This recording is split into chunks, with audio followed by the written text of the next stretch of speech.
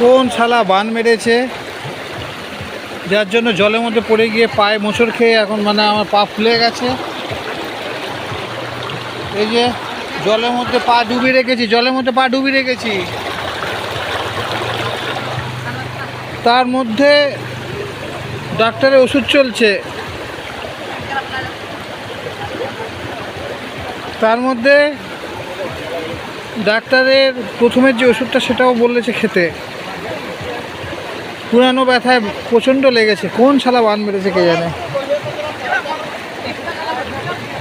খাওয়াটা উঠলো, পেন হচ্ছে, পিকনিকও চলছে, মেডিসিনও চলছে, টোটকা মেডিসিন চলছে, সব কিছু চলছে, পিকনিকও হচ্ছে, তার মধ্যে এনজয়মেন্ট চলছে।